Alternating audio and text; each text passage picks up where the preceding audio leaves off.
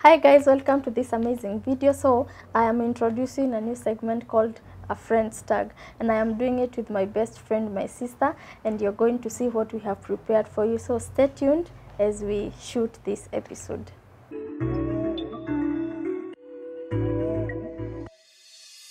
Hi everyone, my name is Caroline Jenga, and I'm her friend. Is there anything else? Yeah, we've been friends for more than 10 years now, and I think it has been a long journey, but a good one. I can't complain in any way. And I think nikisema hii nakaa inasemangwa kwa relationship, if I would choose, I would still choose you. It sounds like a cliche, but we are here for it. So, yeah. I have introduced this segment, Friends Tag, and I wouldn't choose anybody else because I knew,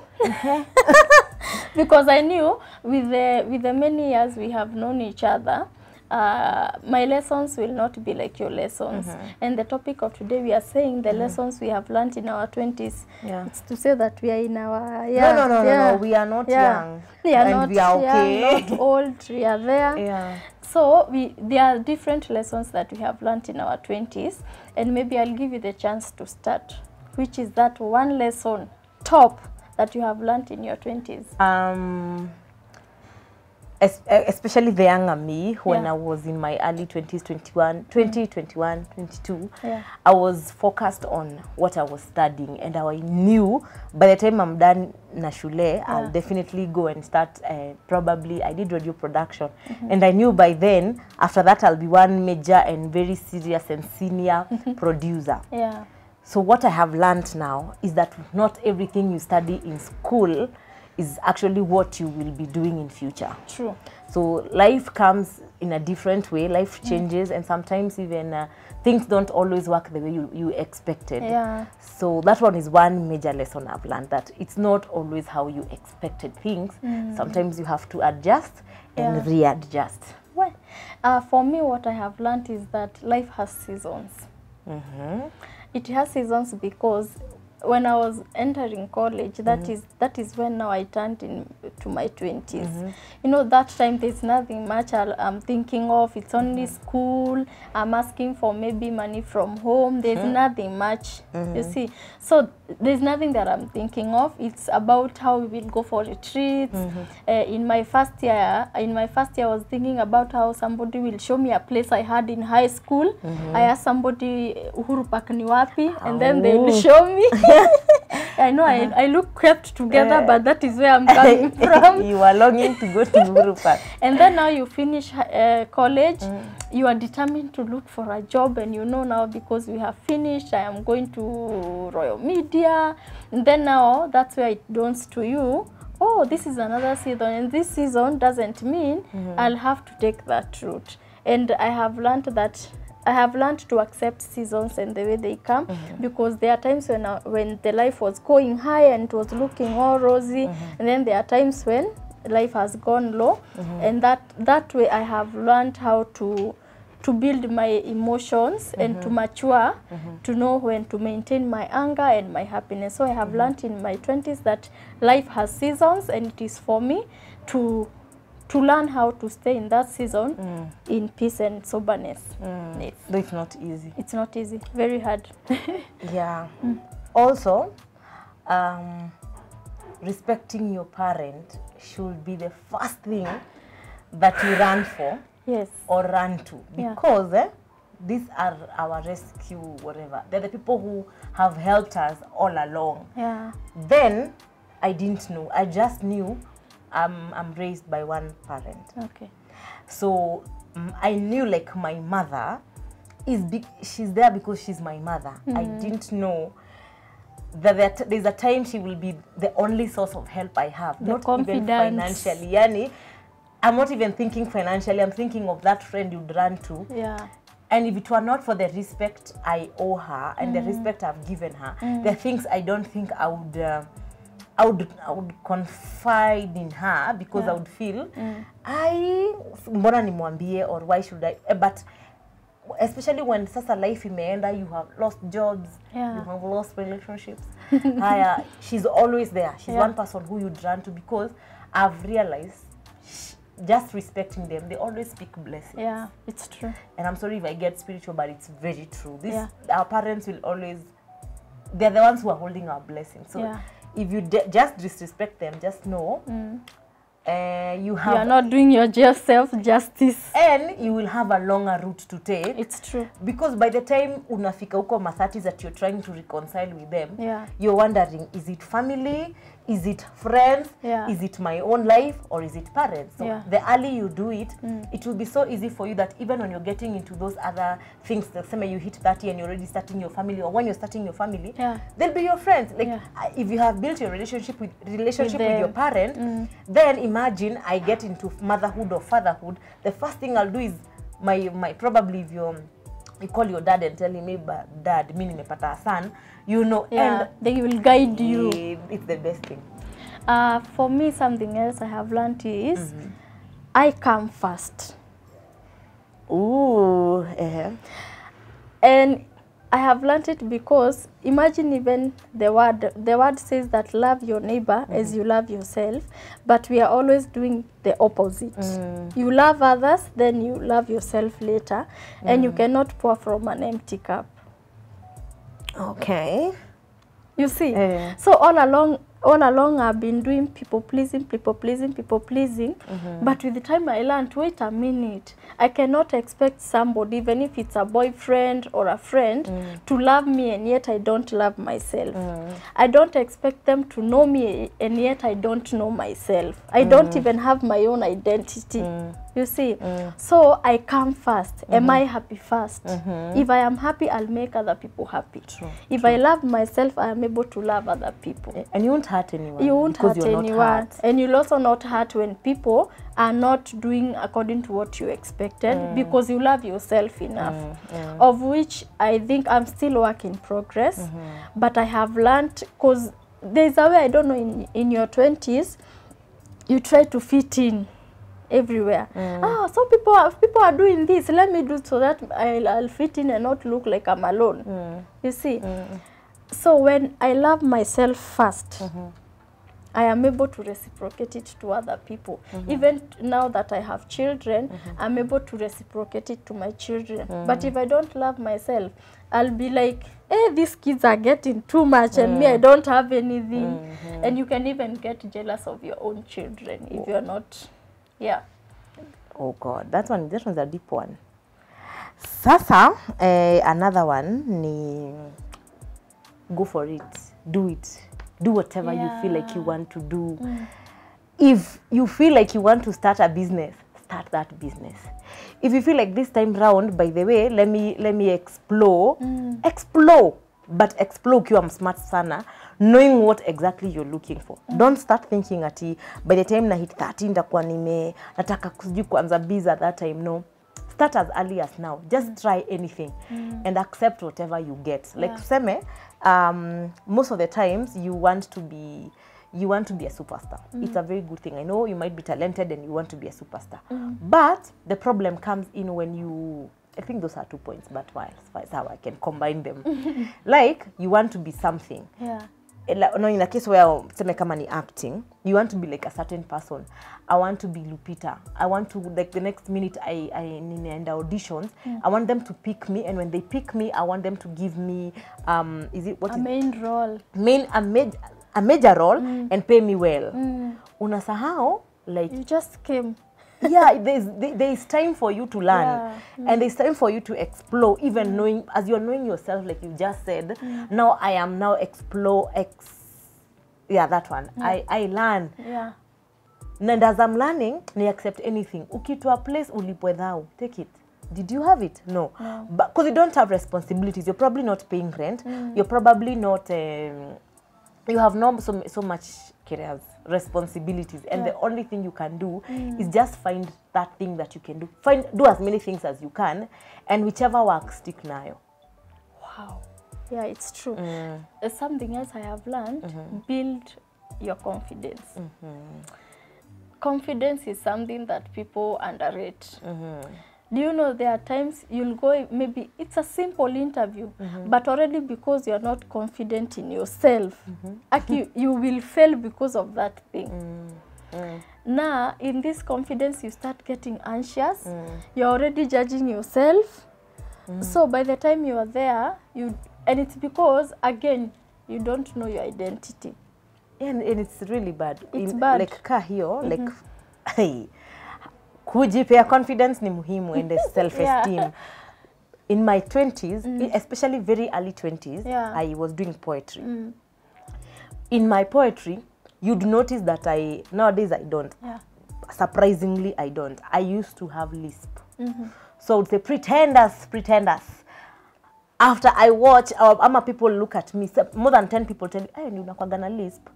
Inaniuma. To a point, I would stop at seme kama hadi niko kwa katikati ya kuperform. I remove like a whole chunk because I know hapo katikati iko na ma S mingi. Nitaitoa juu najua everybody will be looking at my tongue. Why? Because you're supposed to take me the way I am, but then I didn't know. Like I was like, I need to be perfect. I need to be such. Like I was looking for Sitawa na Mwalie, Maya Angelou in me, but I'm not them. And I have my own weaknesses, and people are supposed to receive me the way I am, like, and then build your confidence, as she has said. Something else is where you have come from. Please don't get ashamed. Don't get ashamed of your home, your background, because I believe it plays a big role when you grow up. There are some people who really mature in their 20s because of where they are coming from. Because they know, if I mess up with this life, my whole village is a mess. My whole village is disappointed. And also, your parents have put so much. They have not only, maybe they're even financially well, but the advice they are giving you, there's too much effort for you to if they are well up and you disappoint them, they will also be ridiculed by people. They'll be like, they have money, but these children are a disgrace to them. You see? Because there are people who have developed self-esteem issues because they are always told. For me, my parents were civil servants, are civil servants even now. Okay. And no, but as civil servants, tunaitanga watoto alone. But most people do not know that civil servants really access loans. So people will see like you're living life. You are walking on the golden streets of heaven, but you know the life. So there is a way people view you like you're a snob, unaringa, because your parents are really trying to give you a good life, so they look like they have made it. So people will make you even feel lonely because they do not want to interact with you. You are the rich. You know, you look like you are the Muthaiga of that village. True. But in real sense, githeri mnaichapa wiki mzima. It's only that you can tell people, hapana, hata tunakula githeri wiki mzima. Because I would see it. Most people, even after Form 4, there are guys who would bet to like hit on me because they think I'm a snob because of where I'm coming from. And right now, I have come to tell myself, I should not be ashamed of where I came from. That is the best my parents gave me, and that is where I'm coming from, and that is me. And also for those people who are coming from places where you're not well up, it has made you who you are, and you're the person God is waiting for to change the story. So do not be ashamed of where you're coming from. Are you people going to church and you're born again? That is your family. Don't be ashamed. Don't be ashamed that you are coming. If in your place there are fellowships, you want to lie to people. At my parents have visitors. In your 20s, so be very proud of where you're coming from. Are you coming from the rich? That is what God has given. Are you? Because there are people who judge the rich because hata waongei Kikuyu, hawa ni wazungu. And now you want now to start learning Kikuyu so that you can now look like them. In 20s, people really suffer identity crisis. So you'll even be ashamed of your parents.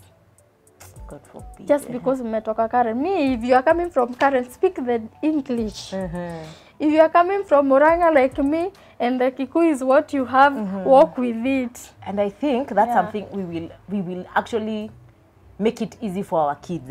Our kids will take it so easily because they have people to mentor them. Me, kitu moja naweza sema na ni muhimu sana. accept yourself the way you are. Yeah. Accept your steps the way you are, whether small. If you're making baby steps to your destiny, it's your destiny, not mine. It's not somebody else's destiny. When we were in college, I think that's my highlight. I think kila mtu ulikuwa unasikia. I was lucky your time, nilikuwa naletwa K24, I think almost every weekend. Yeah, na alikuwa na toaster. We! Okay. Nilikuwa toaster ya bread. Yeah, nilikuwa na bread ya watu mikate. Sasa, na ni ya kuachiwa, naja ni confess. You are so I say deep state. So niliacha bado shule, niliachia mtu. Wow, you are blessed to bless. Nilikuwa na inherit. Sasa, I would say when I was in college, people were different. Unasikia mtu tunakaka kidogo mseko kwa gazeti, sijui nini, ametop, sijui wapi, especially in drama.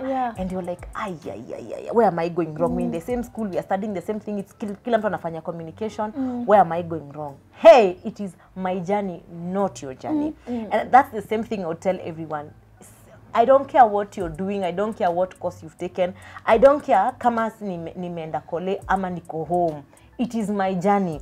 And usijidharau because wengine wameenda shule, wengine wameenda colleges and you haven't. Si lazima unaweza anza kuuza hizo matunda and the next you minute become the greatest vendor by the way. And people take it like ni kama kitu ya kawaida. But you forget jani yangu si jani ya kila mtu. And there's something I fight for. There's something I am working towards. And I would beg you, achana na watu. Just do you. Take those steps however small they are. Some might be, but I would want to tell you one thing. Please, take those steps. Pole. And ukipata hizo opportunities, I think this one I'll mix it again as my last one. Ukipata hizo opportunities, akiacha kufikiria ziko na wenyewe, please run.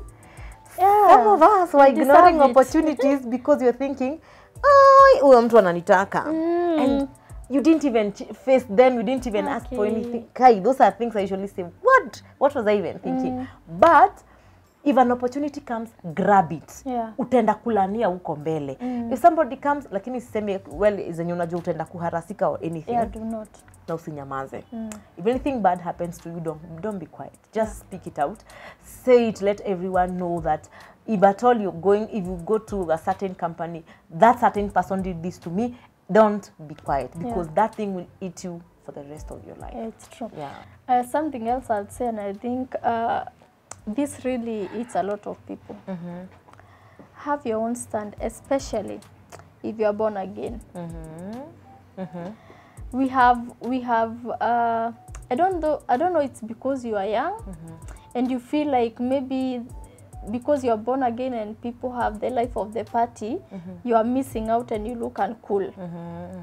So if people are introducing themselves, you'll skip that part of that you are born again, or you will not talk about it. So even if you leave that group, nobody will know. And it's because you do not have that stand of showing people this is who I am. Take me. You see, right now I even tell people there are things you will not joke about. Don't joke with my salvation. Don't joke with my family. And don't joke with my parents. And don't joke with those people who even matter to me. But in my 20s, I am very sure, that one I am sure, there are places I never mentioned it. I think so many times. So many times. Because we thought it's uncool to tell somebody you're born again and somebody is wondering you live in a cave. You see, and also or people would humiliate you with that. Yes. Sijana tulienda sherehe lakini mwokovu haizi alikuwa amelala. By thango. So have your stand. If you're born again, have your stand. If people are going maybe to parties and you do not go, just say I don't do that. And it's so easy. Actually, you won't die for saying it. People will only talk, do this, and then some of them start even admiring you, and they usually come behind the back to tell you tutaenda ile chache nikuulize nilikuwa nataka uniombe tunanisumbua, and then after you have prayed they go back to the party. So like have your own stand. Are you born again? if you're not born again and you don't do things like going for parties or you don't do gossip, just tell them that's not me.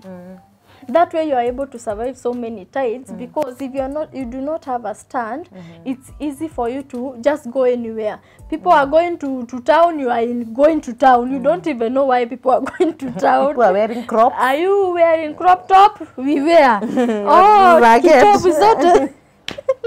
So like I have learned to have your own stand because personally I think because I have suffered that people pleasing so much. I easily found, although I am a naive person or a fearful person, there's a part of me that is really moranga. I think you are kinda conservative. Yes, I'm very conservative. Not so very, kinda. Kinda. Kuna kwaga na kanyama. Kuna mahari. Kuna mahari isipokuwa ni Jehova. Yeah. So there's a part of me that is conservative, and if you tell me something, I'll be like, "Ai, mama yangu CCTV yake iko Nairobi." And I think that is why. Yeah. Personally, I'm the kind of a person who, even in high school, I didn't have to change. I didn't have to wear a short skirt when nikitoka shule and look for a longer skirt nikifika home. Yeah. It was the same way all along. Yeah. Other than when you're in college or you're out away from your family, unavanga venye unataka na ukirudi home, you're a different person. Be you. And then again, this is the final one. Yeah. Final one. Please invest in meaningful friendships. People that you know can hold your hand, and people that you know, by the way, kuna ka future nikiwa na hawa watu. Aki, don't go to friendships because of emotions. Aki, please don't. I beg you. Anyway, because emotions that episode about friendships will not go deep. Yeah. So invest in meaningful friendships. Yeah. People that you know, by the way, nikiwa na such friends, especially if you always have a person who is slightly higher than you, they'll always help you. Yeah. And even mtu muna encourageana at the level you are, but si msewa sympathy. Usienda hapo juu unataka kusympathiziwa, juu unajua sisi kwetu hatuna hajakuja kukuprovidea. Yeah. It's people who you can walk that journey with. Now as we finish, have self-control. Especially we are in the internet era. Oh my God. You are there commenting in everything on Facebook, Twitter, TikTok, YouTube. If people are trolling people, you are there. Yeah, or when you wake people up in the morning, you'll not move from where you are because you are on the internet all through consuming everything. Have self-control. And I have specifically said about internet because I have had people committing suicide because you've gone and seen lavish life there and you're asking yourself, hey, people are making it in their 20s, me, I'm here dying, people are buying Prados. You do not know what they are doing. Or where they come from. Or where they come from. So have self-control. I'm talking about this because I have even a brother who is in his 20s. He has just started his 20s. I am saying it because I even tell him that not everything that people are posting you should post. Or believe. Because what you are posting is what people judge you with. Apparently, there are some companies who ask for your Twitter handle, your IG and Facebook. It's not that they want to follow you. It's see what kind of content you put up there so that now they can always know what kind of a person we are bringing in our company. So watch out. Don't always say, see, I'm just posting. So me, I'm not that kind of a person. You cannot be away from that person. You can't be posting one thing and you are this other person. There's always... There is a thin line. Yes. So I think we will wind up on this episode there. And I hope you have learned something. If you're in your 20s, make sure this episode reaches your friends. Mostly those people in campus. If others have already finished campus, because 20s is from 20 to 29. So if you have learned something here, help a friend. Because you might rescue somebody who is maybe people pleasing, who is not making meaningful friendships, who is not responsible. And it will go well. And thank you so much for watching the episode. And thank you because this is a journey we have started. And we pray for consistency.